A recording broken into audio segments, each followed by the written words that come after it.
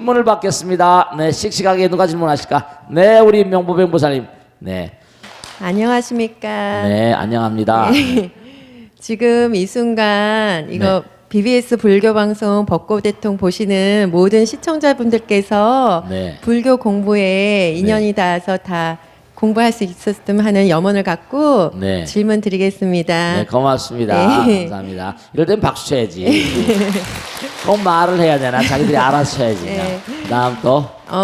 저는 집안 대대로 불교 집안이었습니다. 네. 그렇지만 부끄럽게도 불교에 대해 공부하기 전까지는 네. 제대로 알고 있는 게 없었습니다. 네, 고맙습니다. 예, 근데 뭐 아는 게 있다면 그냥 우리 고등학교 때 왜 도덕 시간에 네. 불교 이론 그거 배운 게 아마 그게 전부 다였을 거예요. 네, 그렇죠. 그때 친한 친구가 교회를 다닌 친구가 있었는데 그 친구가 네네. 제가 이제 천국에 가야 되니까 아. 같이 교회에 다녀야 된다고 하면서 하느님 사랑이나 불교 자비가 다 같은 거라고 하면서 저에게 얘기를 해주는데 뭐 제가 뭘 알아야 제가 뭐라고 얘기를 해줄 텐데 제가 그때만 해도 불교에 대해 아는 게 아무것도 없기 때문에 네. 뭐라 할 말도 없고 설명도 못 해주고 네. 그냥 그런가 보다 하면서 말문이 막혀서 그냥 네. 그랬던 기억이 있습니다. 네네. 근데 지금은 이제 네. 불교대학도 기초반 졸업하고 계속 이제 중급반을 공부를 계속 하다 보니까 네. 조금이나 이제 불교에 대해서 조금씩 알아가고 있는 중이고요. 네네. 또 실천하고 있습니다. 네, 고맙습니다.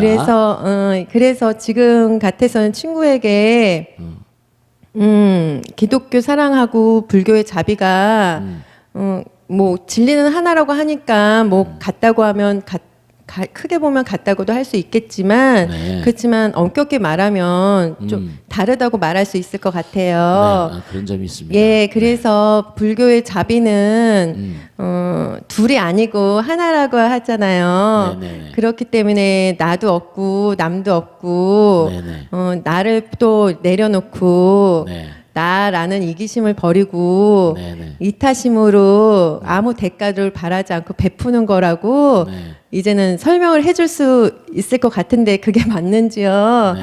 큰 스님께서 지금 기독교의 사랑이나 불교의 자비에 대해서 누구라도 이렇게 당당하게 얘기할 수 있게끔 네, 네. 좋은 가르침 주시면 감사하겠습니다. 네, 고맙습니다. 박수. 네, 아, 좋으신 얘기예요. 네, 아, 종교의 그 레떼루라고 그래? 종교의 레떼루가 다르다 보니까 기독교나 불교 이러다 보니까 거기서 사랑, 우리도 사랑이란 말 쓰죠? 자비란 말. 아, 이게 좀 어떻게 좀 이렇게 선명하게 좀 이해를 했으면 좋겠다 이렇게 말씀하셨어요. 좋은 질문이세요. 아, 우선 저도 이제 다른 종교를 오래 믿었잖아요, 그죠? 근데 아까 말씀하신 대로 정말 알아야 면장을 해먹는다고.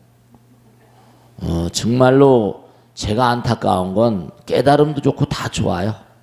깨달음 좋고 다 좋고 다 좋은데 우선 수많은 불교 신자들이 정말로 아니 지금 제가 머리 깎고 이렇게 부처님 말씀을 같이 얘기하고 이런 게 한 뭐 30년 가까이 됐다고 쳐도 아직도 한국 불교 신자들은 다른 종교에 비하면 너무나 낙후돼 있습니다. 아직도 모르는 분들이 너무나 많이 계세요.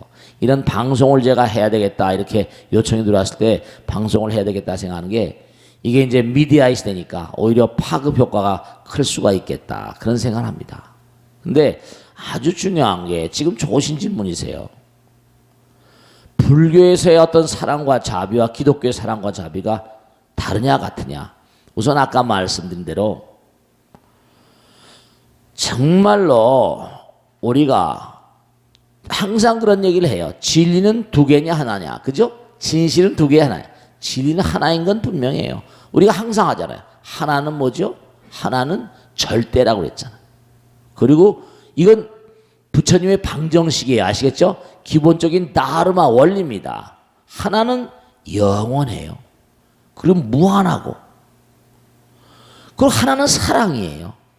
싸움이 없잖아요. 그래 안 그래요? 하나니까.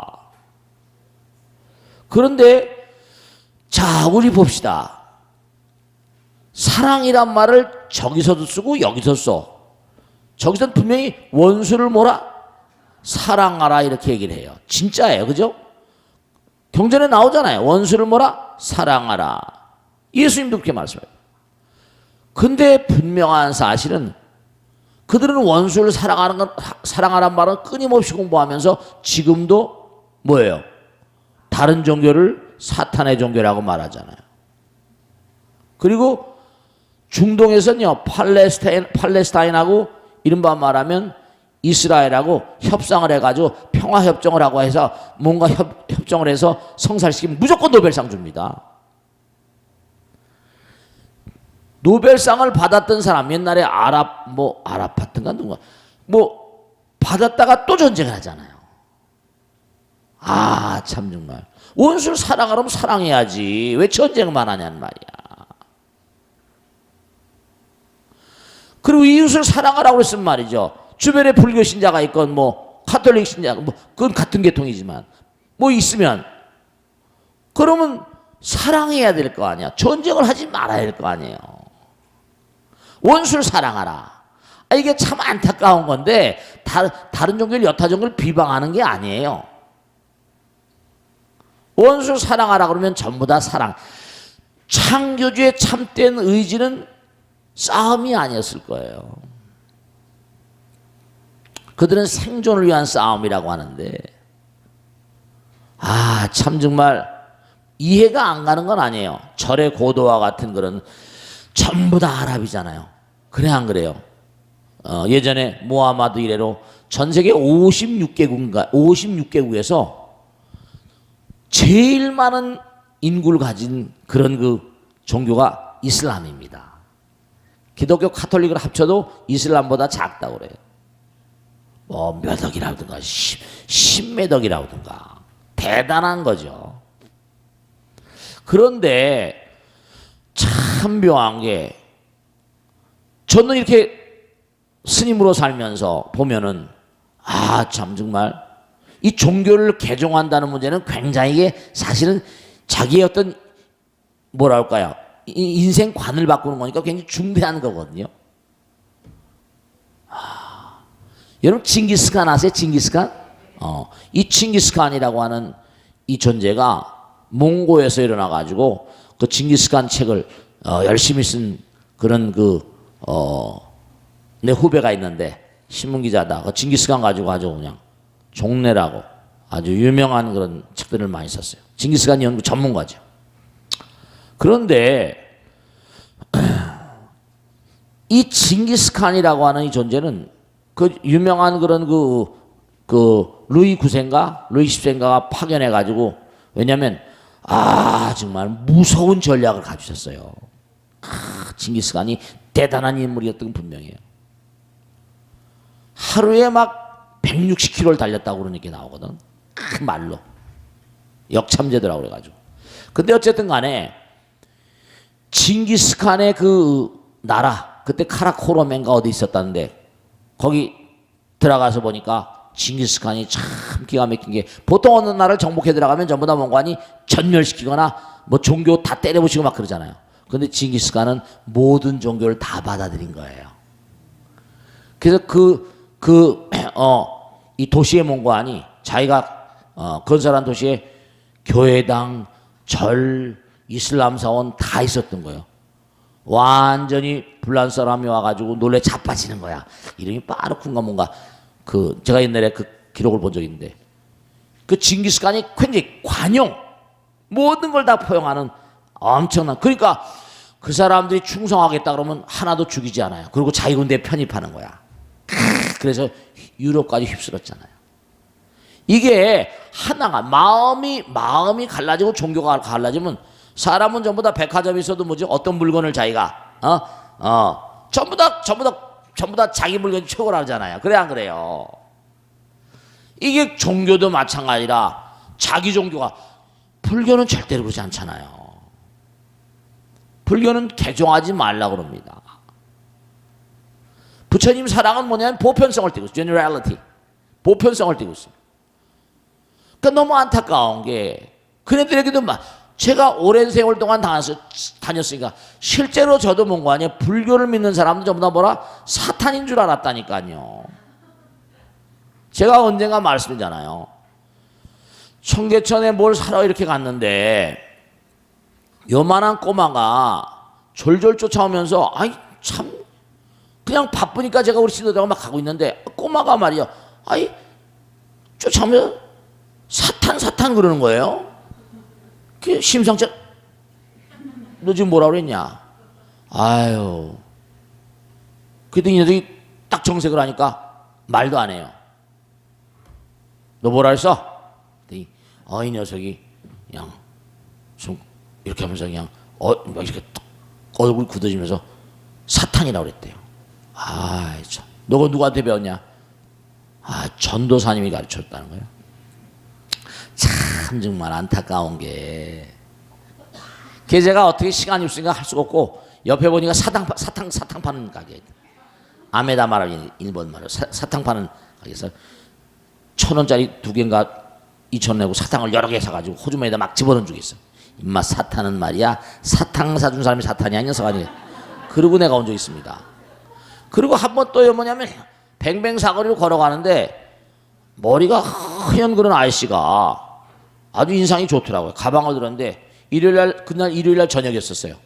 기사님이 다 퇴근하고 그래가지고 제가 부러 시간 나서 터덜터덜 이제 뱅뱅 사거리 걸어가고 있었습니다. 그래서 그날 시간 나니까 한번 걷기라도 좀 하자 그래서.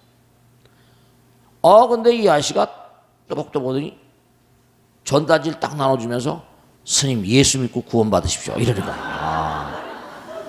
만약에 우리 법당 신도들한테 여기다 뭐 그냥 전단지 해가지고 저 뉴욕제 카페나 뱅뱅 사거리 가서 돌리려면 다 도망갈 거야. 기독교는 용감해. 스님한테도 그러니까. 얼마나 자신만만하면. 그렇게 키워낸 기독교도 대단히 훌륭하죠. 사랑은 뭐냐? 하나다. 보편성을 띠고 있다. 근데 원수를 사랑하라고 했으면 원수를 사랑해야지. 창조들이 말한 대로. 그래 안 그래요? 왜 자꾸만 전쟁하냔 말이야. 서로 손에 손을 맞잡고. 근데 그들의 계명은 원수를 사랑하라고 하면서 제1번 계명이 뭐죠? 나 이외에 뭐라? 다른 신을 섬기지 말라 이렇게 나와보니까 이게 모순이 많아요. 그러니까 구약과 신약과의 어떤 그런 차이도 있고 여러 가지 말씀이죠. 오늘은 그 정도만 해두겠습니다. 또 기회가 닿을 때 또 이렇게 말씀을 드리고 하겠습니다. 분명한 사실은 원수는 뭐라? 원수도 사랑해야 되는 거예요. 원수도 나의 은인일 수가 있다니까. 세월이 흐르고 보면 그 사람이 처절하게 내 마음을 아프게 한 사람도 나의 쓰임을 깨닫게 됩니다. 알겠습니까? 자, 그 정도 해두고 또 질문을 받겠습니다. 네, 박수! 박수, 네. 그리고 손 들어봐. 네, 오케이, 우리 보살님. 이쁜 보살님이네. 네. 질문을 좀, 안 하신 분들 좀 해봐봐. 알겠지? 자, 네. 네, 안녕하세요. 홍진각행입니다. 네, 진각행 보살님. 네, 박수! 네. 스님, 저는 마이크 가까이 대고. 네, 스님 저는 네. 사회 전반에 펼쳐진 파업에 대해서 좀 말씀을 여쭙고 싶습니다. 네, 씩씩하게 하세요. 네. 철도 노조 사업이 마무리된 지 얼마 안 돼서 최근에 의사들까지 파업을 하지 않았습니까? 그렇습니다. 그랬었죠. 네. 근데 또 바로 며칠 전에는 화물연대에서도 그렇습니다. 파업을 한다고 또 결의를 했습니다. 그래요. 네네. 모든 파업이 다 문제가 되지만 저 입장에서 볼 때는 의사들 파업이 참 화가 났었습니다. 네. 네. 개인들 입장차라는 게 있을 수 있지만 회사, 노조, 네. 정부, 단체 간의 이런 불화 때문에 네, 그렇습니다. 불편을 보는 거는 바로 저희 국민들 아니겠습니까? 그래서 스님께서 이런 파업에 대해서 어떻게 생각하시는지 네, 또 좋으신 질문이세요. 해결책이 있는지 네. 말씀을 좀 듣고 싶습니다. 네, 박수를 많이 주세요. 네. 저도 참 그런 문제에 대해서 고민을 많이 하고 생각을 많이 해봤죠. 왜 이렇게 파업공화국이냐. 그런데 이게 역사적인 한 흐름이세요. 미국도 마찬가지, 일본도 마찬가지, 독일도 마찬가지, 구라파도 마찬가지인데 여러분 그거 아시잖아요. 저 마르크스 레닌. 그러니까 우리가 지금 파업을 하는 근본적인 어떤 그런 세력 같은 것들이 어떤 그런 다는 아니겠지만 여러 가지 세력 계층에 대해서 얘기하잖아요. 진보주의자라거나 주의자라거나 여러 가지 얘기하잖아요. 그죠? 좌판이 우판이 따지고 중요한 거는 이 자본주의가 등장하는 그리고 발전해 오는 과정 가운데 역사를 좀 살펴볼 필요가 있어요. 왜냐하면 그동안엔 뭐 이른바 농사짓고 그죠? 우리나라도 농자 천하지 대본이 됐잖아요. 평화롭게 농사지고 그랬어요. 근데 이게 어떻게 되는 거 아니? 대자본이 투입되면서 왜냐? 영국이란 그런 나라에서 전 세계를 석권하고 유니언 잭이 전 세계를 석권하고 막 이랬잖아요. 막 식민지에서 어마어마한 양의 자본이 흘러들어요. 금이 흘러들어오고 막 흘러들어오는 거예요. 전 세계를 또 식민지로 했으니까 인구가 또 많잖아요. 다 자기들 총독을 총독을 보내서 다스리고 대자본 거기 또 무슨 면환 이런 게 많고 하니까 자기들이 영원무고한 대제국을 만든 제국주의란 말 하잖아요. 그죠? 대제국을 만들려고 해가지고 그래서 이제 자본을 바탕으로 해서 또 용케 그때 산업혁명이 일어나게 된 거예요. 뭐 제임스 와튼이 무슨 증기관 물을 끓여가지고 어마어마한 과거에 소의 힘과 우마차 그죠? 말의 힘을 이용해서 살던 그런 시대가 있었는데 이제는 증기기관을 통해 가지고 막 어마어마한 에너지로 막 기차를 굴리고 말이죠. 이제 인간의 노력이라거나 마소의 힘이 아니라 이제 완전히 뭔가 아니 특수한 동력을 대량 동력을 생산하게 된 거예요. 그러니 이제 뭐냐면 전 세계에다 물건을 팔아먹을 수 있는 시장을 자기들이 가지고 있고 자원도 착취하고 참 이 우주가 어떤 흐름이 있는 거 보면 정신계 혁명이라거나 문예 혁명이라거나 혹은 또 뭐 산업 혁명이라거나 IT 혁명 이렇게 나오잖아요. 그러니까 이게 점점 나가다 보니까 대자본을 바탕으로 해서 에너지와 면화나 이런 걸 이용해 가지고 이제 이름 뭐예요? 노동자 이른바 프롤레타리아와 부르주아지와 프롤레타리아 노동자 농민들을 막 끌어들여 가지고 그냥 막 생산해 가지고 막 인도에 갖다 팔고 전 세계에 팔고 막 어마어마한 부를 구축하게 된 거예요. 그러니까 미국도 뭔가 아니 전부 다 영국에서 죄수들 보냈잖아요. 호주 같은데 전부 다 죄수들 보냈습니다. 사실 안타까운 거지만 미국이나 지금 이렇게 우리가 미국이라거나 무슨 뭐 호주라거나 뭐 영연방이라거나 이런데 유럽이라거나 이런데 눌려서 살고 있는 거나 마찬가지지만요. 자본주의가 빨리 성숙이 됐으니까 그들은 미국 가서 정말 미국 사람들도 많이 각성을 하고 그래야 됩니다. 사실은 뭐 각성이라는 표현이 좀 이상하지만 옛날에 존 웨인이 나왔어요. 존 웨인. 여러분 어렸을 때 존 웨인 서부개척 그때 정말 제일 많이 죽어 넘어갔던 그런 그 존재들이 뭐라 인디안들인 거예요. 아메리카 인디안들. 저 호주에 또 마오리족이 해가지고 어마어마하게 많은 거기 나름대로 폴리네시아니 뭐 미크로네시아에서 거기 또 원주민들이 있었어요. 그들을 얼마나 많이 죽였는지 다 죽였잖아. 얼마 안 남았잖아요. 땅을 뺏은 거야. 그러니까 물론 침략 전쟁이나 힘이 센 사람이 먹는다 하더라도 인디안들 다 죽여버렸어요. 그러니까 영국이 막 발전해 나가다 보니까 그 자체에서도 노동자 농민 우리나라도 경제개발 5개년 계획이 있었잖아요. 짧은 시간 내에. 그러니까 그 당시에 이른바 말하면 노동자들의 피폐함을 눈여겨보는 지식인들이 많이 있었죠. 어쨌거나 간에 그래서 지금은 많이 깨지고 부서지고 공산주의 자체도 문제가 많이 있습니다. 그래서 어떻게 되는 거 아니? 이게 마르크스라는 인간, 엥겔스라는 인간들이 공산주의를 만들어가지고 소련에서 성공을 했어요. 그래가지고 노동자의 힘이 강해서 짜르를 무너뜨리고 러시아의 황제를 때려고 막 이래가지고 이게 바람이 불어가지고 완전히 유럽을 석권해버릴까봐 굉장히 유럽에서도 고심했던 거죠. 노동자의 세력이 강하니까. 그런데 그때 이제 등장한 게 수정자본주의라는 거예요. 또 뭐 사회주의 해가지고 자본주의를 수정하면서 이제 뭐가 나오는 거 아니? 유명한 소셜 웰페어, 사회보장이라는 게 나온 거예요. 사회보장제도. 사회보장제도가 나오면서 많이 완화가 된 거죠. 돈 버는 걸 이제 이게 근로기준법이라거나 여러 가지 노동자들을 위한 복지 혜택을 줘야 되겠구나 해가지고 그래서 유럽은 그 공산주의 물결이 들어오다가 뭔가 하니 지금 사회주의라거나 뭐 프랑크푸르트 학발은 해가지고 사회주의 그리고 지금 아직도 사회주의가 있잖아, 그죠? 옛날에 무슨 김대중 대통령, 뭐 노무현 대통령, 앤더니 기든스라고 그래서 사회주의적인 어떤 흐름을 많이 강화시켰었죠. 그러니까 중요한 사실은 정말 너무 파업이 많고 하니까 살기가 너무 힘들고 어려운 건 사실입니다. 그런데 이게 압축에 성장하다 보니까 옛날에 우리나라도 뭐 전태일 사건 이런 거 있었잖아요. 그거 보면 청계천에 피봉도죠. 그냥 막. 네. 민주주의가 훌륭한 그런 그 이데올로기는 하지만 아이디올로지 공산주의 이게 어떤 그런 그 주의가 옳은 게 아니라 모든 국민들이 다 잘 살기 위해서 뭐라 서로 이게 뭔가니 그 좋은 점을 따서가야 돼. 그러니까 그러다 보니까 우리나라가 압축 성장을 하다 보니까 사실 착취가 많이 있었거든요. 정말로 지금도 어마어마한 재벌들이 대재벌들이 족벌 경영처럼 그래 안 그래요? 지금 그런 게 많잖아요, 그죠? 그들이 또 나름대로 사회에 기여한 게 엄청나게 큽니다. 인정을 해요. 그렇지만 뭔가 아니 약자들을 배려하고 좀 배려하거든요. 근데 의사 선생님들은 뭐냐? 이게 뭐냐면 이런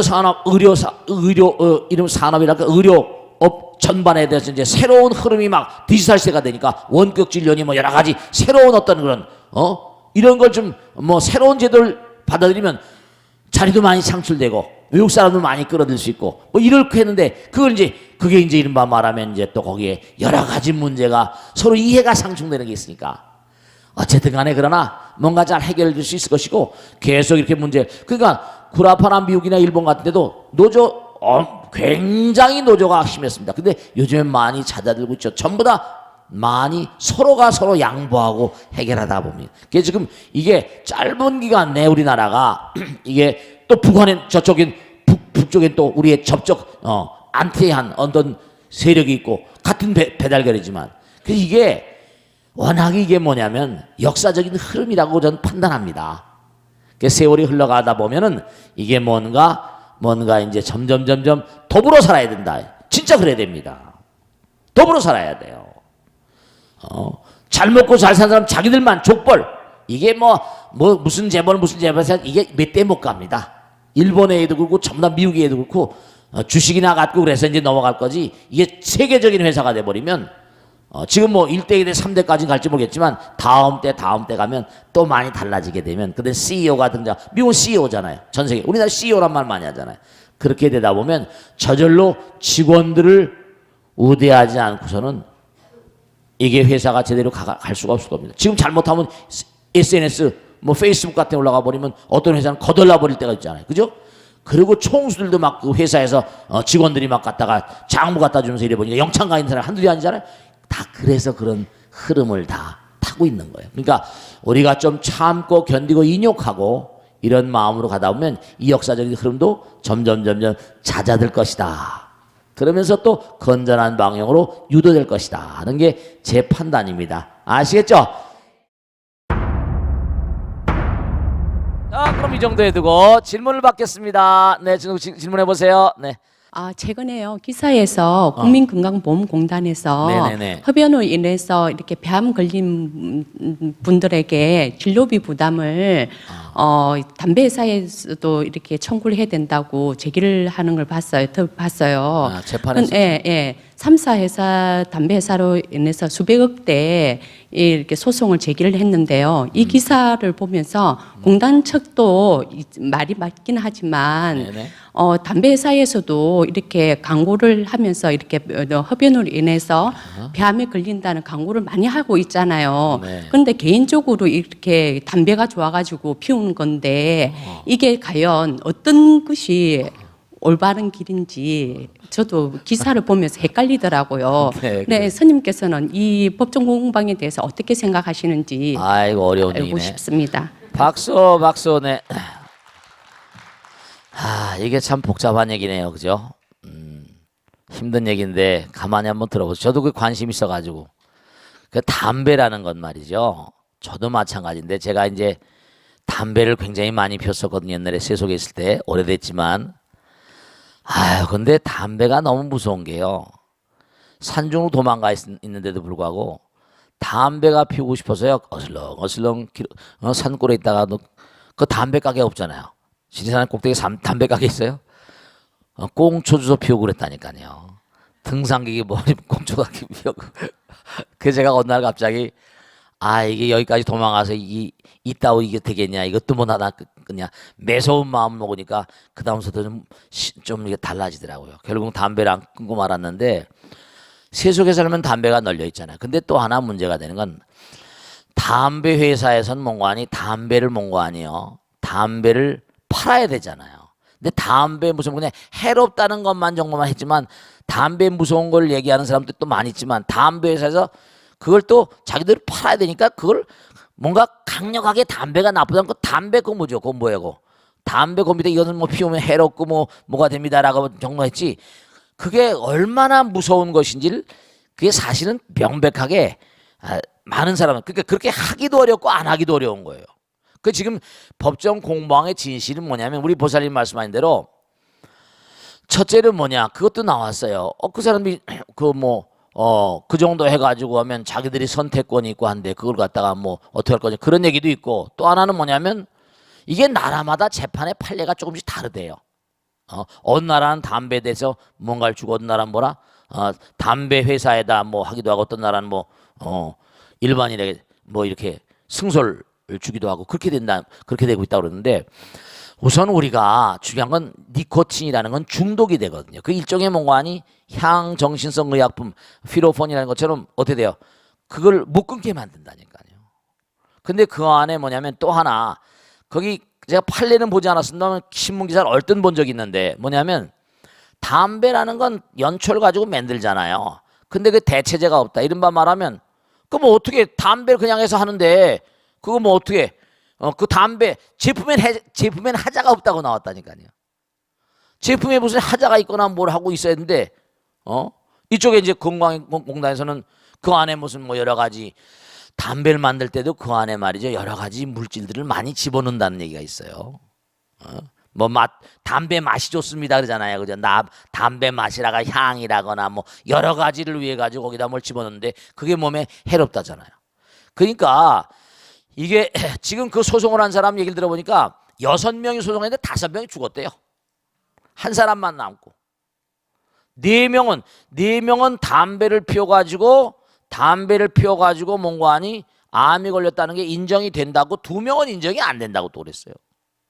그렇게 판정이 나왔거든요. 저는 재판관들이 무슨 이유로 했는지 제가 뭐 재판관이니까 자세히 모르겠어요. 그러나 중요한 것은 뭐냐면 보살님 말씀도 일리가 있는데 자 이게 한번 생각해 봐요. 전 그런 생각했거든요. 화엄의 도리를 본다면은 담배 회사는 담배를 팔아야지 되잖아요. 또 담배를 생산하는 농가가 있어요 없어요? 수요가 있으니까 만들어야 될 거 아니에요, 그죠? 근데 이게 뭐냐면 담배를 피워서 폐암이 걸리면 그 사람은 치명적이잖아요. 그리고 간접 흡연 그래가지고 이것도 보통 문제가 아니거든요. 그럼 담배를 팔아가지고 사람들에게 사실 그렇거든. 무지가 대제라 그랬거든. 모르는 게 약이보다 모르는 게 병이네. 이른바 말하면 모르면 당하는 수가 있거든. 근데 자기가 자기 절제를 못하니까 자꾸만 담배에 중독이 되게 되면 피게 돼 있는데 자 그러면 담배 회사가 그렇게 그냥 담배 회사가 골자는 그거거든요. 담배 회사가 막 강력하게 여기 80%가 무슨 발암물질입니다. 몇 종류가 발암물질입니다. 이건 이제 학자들이 한 얘기예요. 그죠?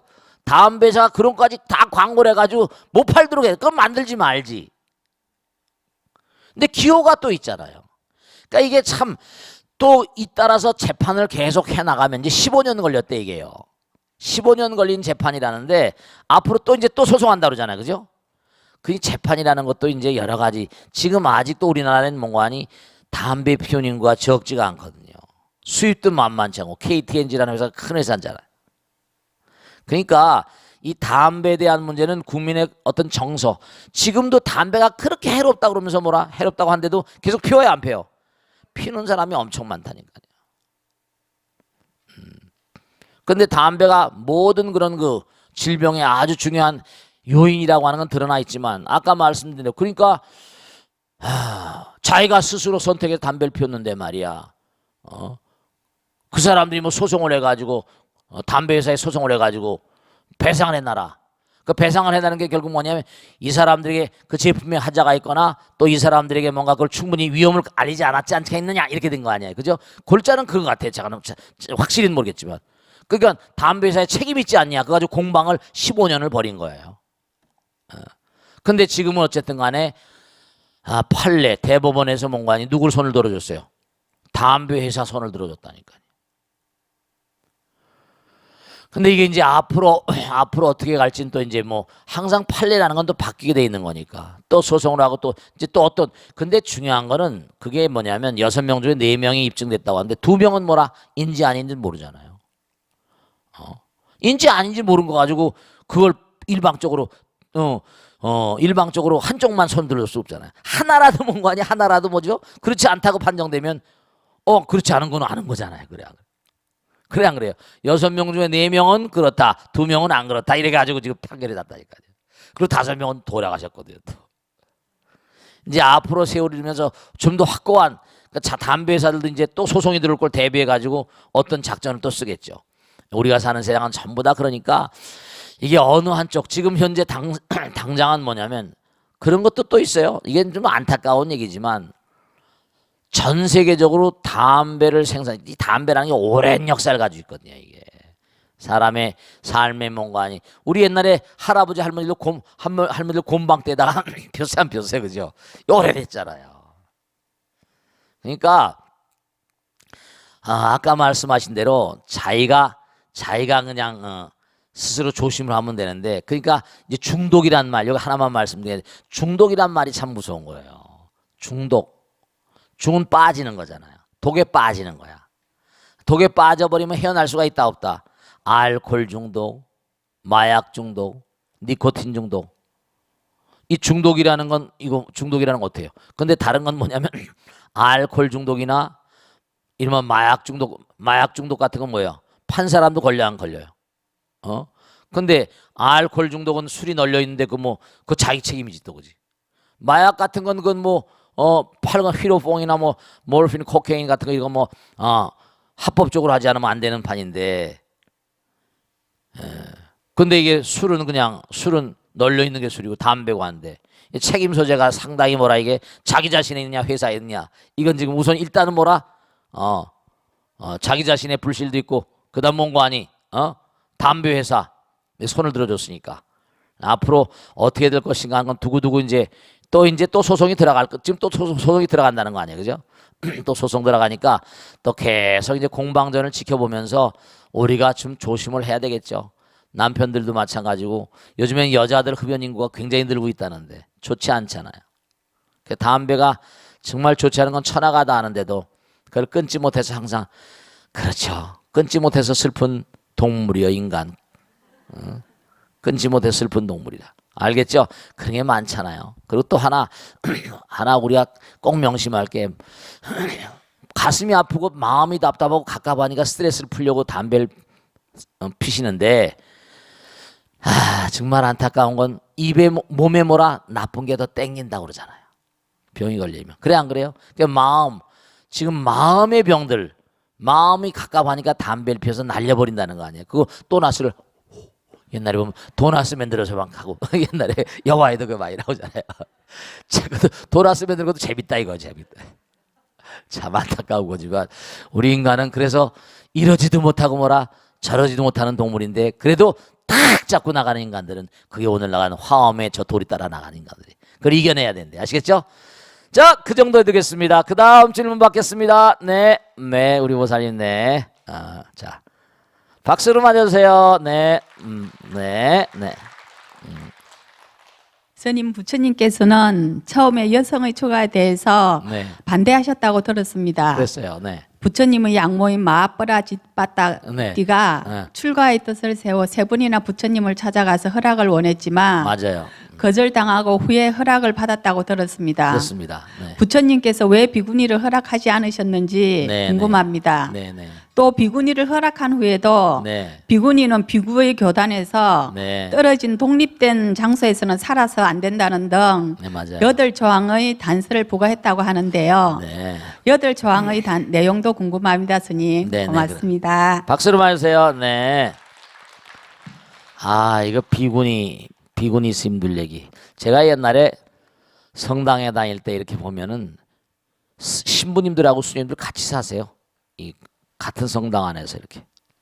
그러니까 비교적 뭔가하니 카톨릭이나 이런 데는 왜냐면 개신교 루터가 개혁을 해가지고 뭐 해가 쭉 나오니 개신교 계통에는 뭐예요? 목사님들하고 사모님이 계시잖아요.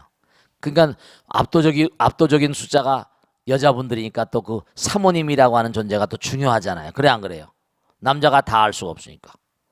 근데 비교적 뭐냐면 이 카톨릭 쪽에서는 그런데 오픈이 돼가지고 신부님의 역할도 중요하지만 수녀님의 역할이 뭐라 대단히 중요합니다. 저도 옛날에 그 요셉 수녀님한테 굉장히 큰 감명을 받은 적이 있습니다. 수녀님들 공부를 많이 하셨어요. 어렸을 때 야, 참 수녀님 훌륭하시다 그런 느낌을 받은 적이 있습니다. 우리 비구니신 제가 이렇게 딱 이렇게 요즘에 글 쓰면서 내가 그런 내용을 좀 쓰고 있는데 옛날에 체험한 것들. 근데 한번 생각을 해보세요. 모르겠습니다만 여러분 한번 생각해 보세요. 수행자 집단인데 수행을 하는데 가장 중요한 건 그렇잖아요. 카톨릭을 지탱해주고 있는 아주 대단히 중요한 주축들 중에 하나는 이른바 독신이라고 그랬거든요. 로마 바티칸 그런 교황청에서 나온 칙령에도 그게 나와요. 공의에서 나온 칙령에도. 카톨릭을 지탱해주는 두 개의 거대한 기둥은 뭐냐면 하나는 성직자들의 독신과 하나는 고해성사라고 그랬거든요. 근데 사실은 말씀이죠. 우리 스님들의 세계도 뭐가 있는 거 아니? 처음에는 뭐냐면 부처님께서 아까 말씀하신 대로 비구니는 출가시키지 않으려고 그랬었어요. 그 왜냐하면은 부처님의 심정을 어떻게 다 알겠어요. 근데 이 세상의 남자 여자가 필연적으로 뭐죠? 필연적으로 만나 살게 돼 있잖아요. 세속에선. 거기서 아기를 낳고 이 지상을 번창시키려면 자손이 나와야 되잖아요. 요즘에도 인구가 늘지 않으니까 출생률이 우리가 별로 많지 않으니까 굉장히 걱정 많이 하잖아요. 그래 안 그래요? 그런 게 있잖아요. 그런데 수행자의 세계는 이게 좀 패턴이 다르거든요. 중국에서도 불교가 중국에 들어왔을 때 굉장히 싸움이 치열했던 게 이른바 유교하고 유가와 도가에서 뭘 공격했는 거 아니? 저 불교 저 친구들은 나쁜 친구들이라 이거예요. 왜냐하면 한참 젊을 때 뭔 거 아니? 아버지 어머니 가정 다 버리고 농사 다 버리고 출가해가지고 무의도식 한다 이거야. 아들 딸들 안 낳고. 그래서 공격을 엄청 당했어요. 안 그렇겠어요, 그죠? 농사 지려면 사람이 필요하고 한데, 그 번창하려면 인구가 있어야 될 거 아니에요. 어쨌든 사람이 세잖아요. 출가를 떨거덕 해버리면 어떻게 돼요? 그 공격을 당하는 아주 그 가장 중요한 그런 그 모티브 중에 하나가 이른바 출가하게 되면 가정을 할애사친이라고 그래. 애욕을 버리고 부모를 버리고 떠나서 그냥 가는 거예요. 그런데 이 세속에서는 그래요. 근데 부처님 입장으로 본다면 이게 중요한 게 좋아. 세속에는 얼마든지 좋다 이거야. 근데 부처님 입장에서 본다면 같이 수행자들이 살게 되면 여러분 저도 정말 보면요. 이렇게 보면 이렇게 말씀드리면 웃을지 모르겠지만 정말 이쁘고 마음 착한 보살님들 계세요 안 계세요? 정말 너무너무 착하고 이쁘고 그런 보살들 보면 야, 저 보살은 참 복도 많다. 신랑도 복도 많다. 저도 이렇게 머리 깎고 살지만 많은 보살님들 모시고 살다 보면 마음이 뭐라? 마음이 그럼요. 이 세상에 올 때 우리가 이게 자웅 자웅동체가 아니라 자웅이체로 왔거든요. 그러니까 성직자들을 둘러싼 그런 사랑에 대한 얘기들이 많이 나오잖아. 그래 안 그래요? 스칼렛 레터 좋은 글씨라거나 옛날에 나온 가시나무새라거나 무슨 많이 썼잖아요, 그죠? 네, 그거를 극복하는 게 이제 수행자들이다 보니까 여러 가지 그게 또 이제 태제가 될 수가 있잖아요. 그래 안 그래요? 그럼요. 정말 그래. 근데 이렇게 마주 가까이서 보다 보면 어떻게 되겠어요? 그럼요. 아무리 수행자라 하더라도 부처님께서 하신 말씀이 뭐라는 거 아니? 이 지상에 남녀가 만나서 즐기는 그 즐거움 같은 게 하나만 더 있어도 도딱골룸이 아무도 없을 거라고 했어요. 정말로. 왜냐하면 몸을 부딪혀서 하나로 만드는 유일무이한 거거든요. 부딪게 되면 손으로 어느 만지고 이제 이 비군이 8기가라는 게 나오는데 아까 8가지 말씀드렸는데 거기 나오면 웃기는 게 뭐냐면 서로 손을 만져도 안 돼요. 기대도 안 돼. 얘기해도 안 되고 같이 앉아도 안 되고 다 그런 겁니다. 이게 다 8개가. 같이 앉아서 무슨 얘기해도 안 되고 전부 다 그런 겁니다. 같이 말해도 안 되고 손을 맞다도 안 되고 옷을 잡아도 안 되고 그러면 벌써 8가지야. 이게 기가 막힌 거죠. 요즘에 무슨 뭐 어떻게 같이 옆자리에 내가 지하철 탔는데 여기 옆자리 딱 앉는데 어때요? 내가 지난번에 지하철 딱 탔는데 어떤 아줌마가 딱 옆에 앉더라. 그러니까 궁뎅이가 막이는 어떻게 해요? 어떻게 했냔 말이야. 그거 어떻게. 그러니까 우리가 사는 세상에서도 뭔가 아니에요. 그럼요. 실제로 이게 참 우리의 마음 가운데는요. 본질적인 마음이 하나 있어요. 하나가 되어야만 되기 때문에 하나가 되고 싶은 본질적인 욕구가 있다니까요. 그러니까 부처님 입장으로 보면 같이 수행하게 되면 어떻게 돼요? 도를 닦기가 힘들거든. 거기다가 또 어떤 문제가 있는 거 아니에요? 물론 부처님 당시에도 육군 비구라고 해서 부처님의 이 그 문중으로 출가해가지고 세속에 뭐 집어를 개주냐고 그러잖아요. 부처님은 다 받아들이셨거든. 홍등가의 여인과 무슨 우리 요즘에 조폭이라거나 강도라거나 다 받아들였어요. 별하별 존재를 다 받아들였기 때문에 정말 아주 그러니까 경전에 보면 이런 음행을 규제하는 규정이 굉장히 많습니다. 특히 비구가 뭐 250개인가 되면 비구니는 뭐 500개라고 그래가지고 곱쟁이가 많아버려. 남자보다 여자들이 감정적으로 취약하다는 거예요. 남자는 일이지만 여자들도 그런 측면이 있으니까. 그래서 아주 중요한 건 뭐냐면 우리가 이렇게 같이 이렇게 비구니가 같이 살면은 어떻게 되는 거 아니? 문제가 날 거라는 거죠. 그리고 또 승단에서 만일에 같이 살게 되면 아기가 나올 수 있잖아요. 그럼요. 그런 건 또 얘기가 안 되잖아요. 그리고 또 하나 중요한 것은 우리는 본질적으로 하나가 되니까 점점 어떻게 돼요? 위로 올라가면 갈수록 남자 여자가 안 생겨나거든요. 새끼만 가더라도 남녀가 없다고 그랬잖아요. 그래 안 그래요? 우리가 이른바 말하는 수행은 억제와 통제입니다. 자기 항복, 운하 항복이심 그 마음으로 항복받는 거예요. 근데 그 중에서 뭔가 아니 우리가 적어도 남녀 관계를 이길 수 있는 마음이 아니라면 우린 승화될 수가 없어요. 차원이 달라질 수가 없어요. 욕계. 그러니까 욕계라는 건 바로 뭐냐? 욕망의 세계, 욕심 중생들의 세계예요. 욕심 중에 가장 큰 욕심이 성욕인 거죠. 재물욕, 색욕, 식욕, 성욕, 명욕, 재획식명수라고 하는 것처럼 이른바 말하면 그러니까 지금 우리가 보는 게 전부가 다 우리가 사는 삶에서 여자 탤런트, 여자 배우, 하다못해 김연아, 무슨 뭐 이상화에서 전부 다 여자들 다 끌어들여가지고 광고에 쓰잖아요. 그게 뭐냐? 인간의 본질적으로 밑바탕에 깔려있는 섹스, 성욕에 대한 욕구를 광고에 물건을 사고 싶다. 내 것으로 하고 싶다. 왜 멋있는 자동차 옆에 딱 이쁜 아가씨를 딱 갖다 놓고 말이에요. 그래 안 그래요? 자동차 딱 해놓고 말이에요. 그래 안 그래요? 전부가 다 이쁜 아가씨를 갖다 놓고 말이에요. 또 술 광고에 뭐요? 아주 이쁜 아가씨 갖다 놓고 다. 그게 다 뭐냐면 인간의 본질적으로 있는 그 욕심의 욕심의 욕심을 바탕으로 팔아먹는 거예요. 광고, 그게 물건을 팔아먹어야지 또 살 수 있으니까 우리가 회사가 또 운영이 돼야 되잖아요. 그래 안 그래요? 그러니까 막대하는 돈을 주고 광고에 쓰는 거예요. 인간의 본질적인 욕심이라니까. 그걸 극복해야지만 우리가 이겨낼 수가 있어요. 그러니까 부부가 같이 만나 살지 않을 수도 없고 또 살면은 그만큼 또 뭔가 하니 이게 성불의 길이 더뎌지는 거죠. 그러니까 출가한 존재들은 그런 걸 이겨야 된다.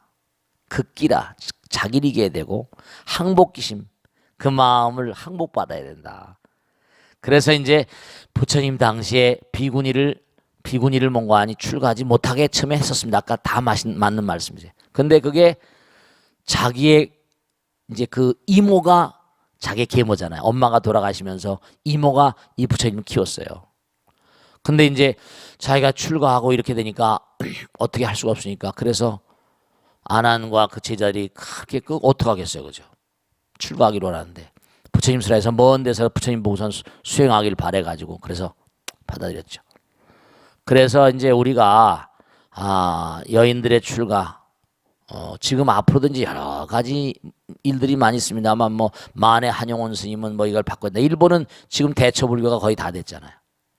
지금 신부들도 또 뭔가 하니 신부들 되는 사람이 없으니까 점점 뭔가 하니 뭔가 여성 신부들도 하고 또 뭐 여러 가지 얘기가 많이 나옵니다만 앞으로 이게 출가자들이 없어지면 이게 만일에 전부 다 하나씩밖에 안 나니까 그럼 이제 앞으로 이 조계종은 또 어떻게 될까 이제 여러 가지로 그래도 뭔가 하니 이게 아마 독신성단은 가긴 가야 될 텐데 많은 문제점들이 연구돼야 될 것이다 하는 걸 생각합니다. 아시겠죠? 자, 여기서 끝내겠습니다. 모두 성불하십시오. 고맙습니다. 감사합니다. 네.